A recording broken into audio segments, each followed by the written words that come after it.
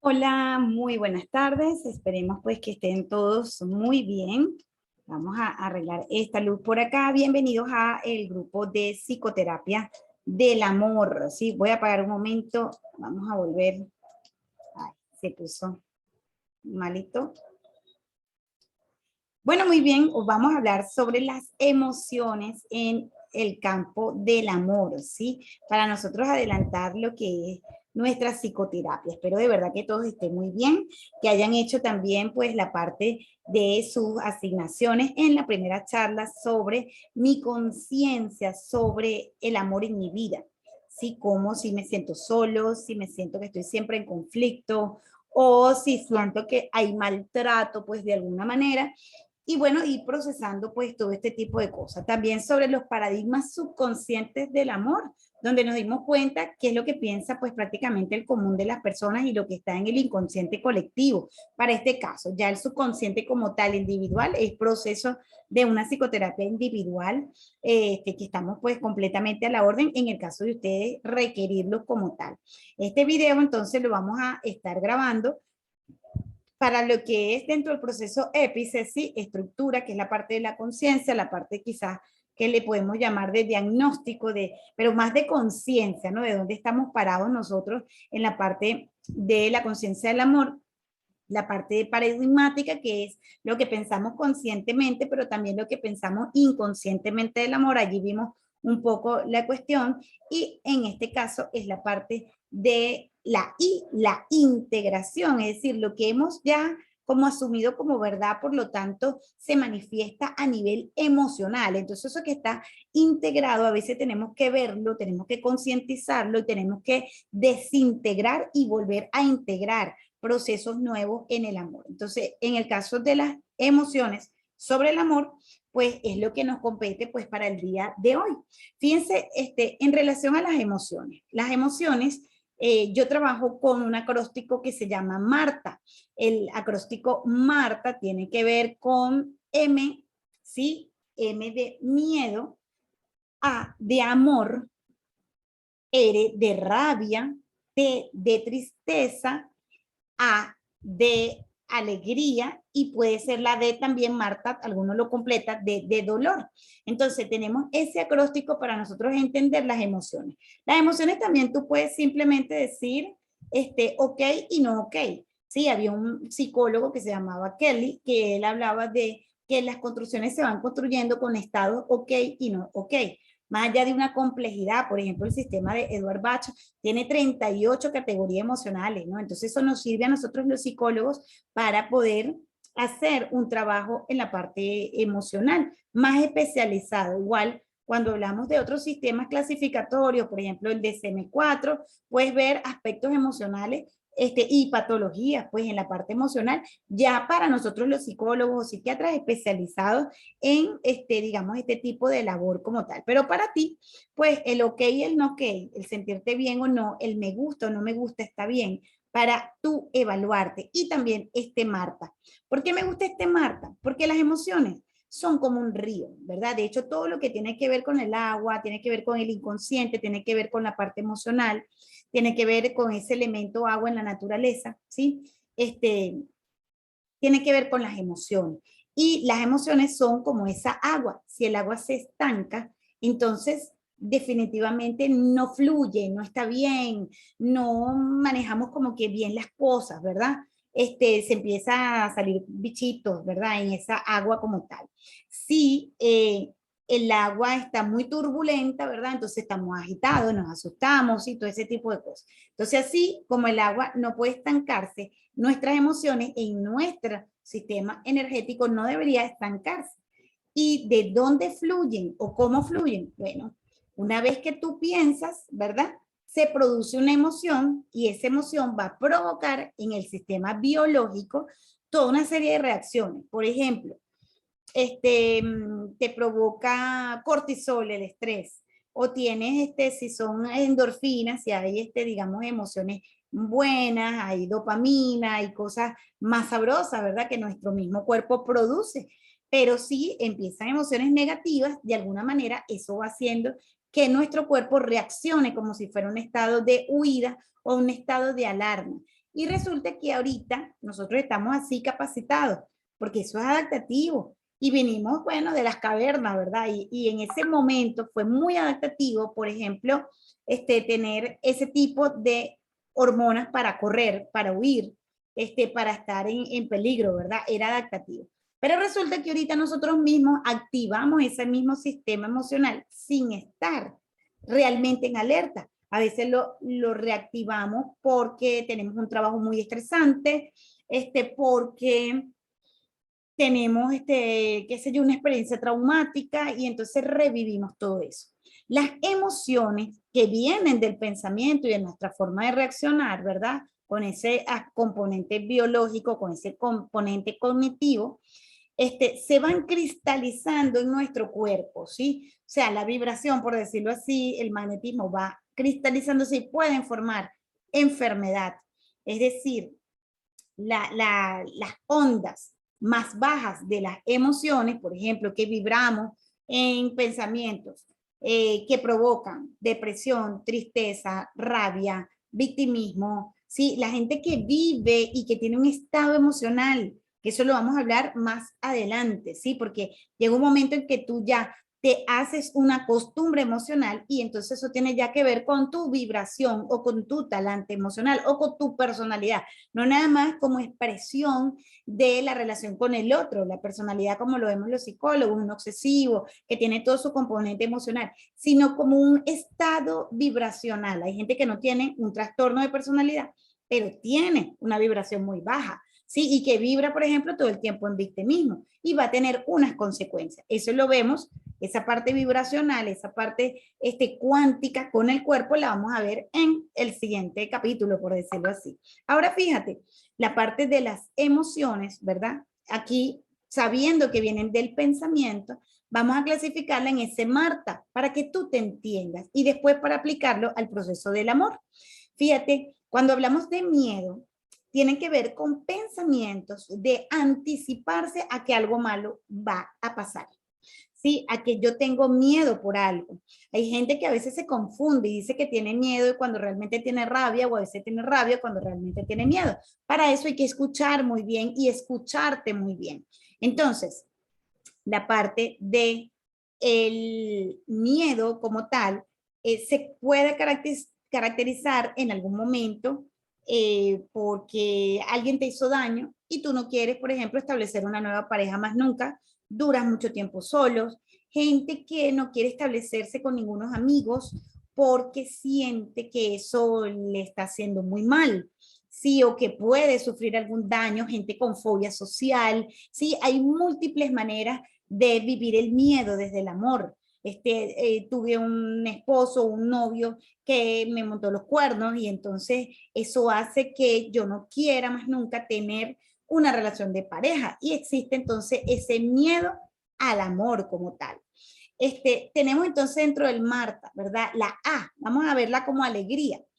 Fíjate que como alegría es un pensamiento, ¿sí? Como el miedo era de una anticipación, algo negativo, la alegría es recibir, ¿sí? Y por eso es que está bueno agradecer por la vida, por la gente que tengo, ver lo positivo en otro, porque eso te llena con la abundancia, eso te llena eh, con ganancia y eso hace que tú te pongas alegre, que te pongas feliz.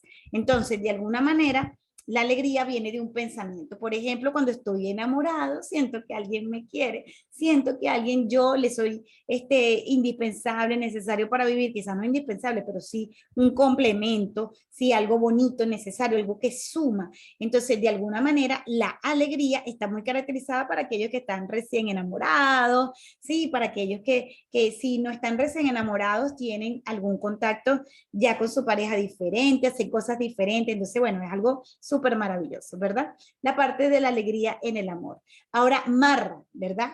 Ere. Marta, vamos por la R, tiene que ver con los pensamientos, la rabia. Pensamiento que te licita, la rabia es un pensamiento de qué? un pensamiento de injusticia. Esto no puede ser, esto no me puede estar pasando a mí.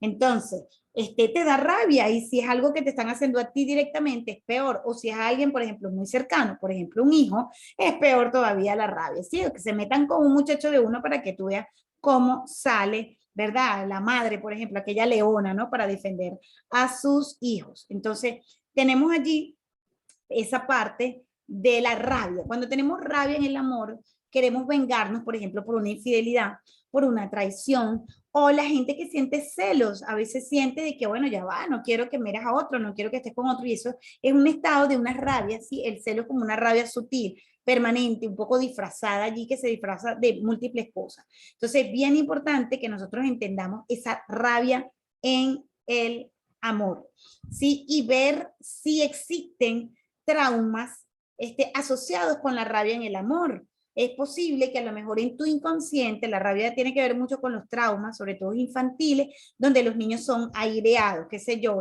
el papá golpeaba a la mamá y entonces él vio eso y entonces, además que eso lo suprimió, puede haber quedado una rabia que después sale, qué sé yo, una hipertensión, una cantidad de cosas que pueden pasar dentro del organismo porque se cristaliza esa emoción, o tengo una tensión corporal determinada y tiene que ver con una rabia particular.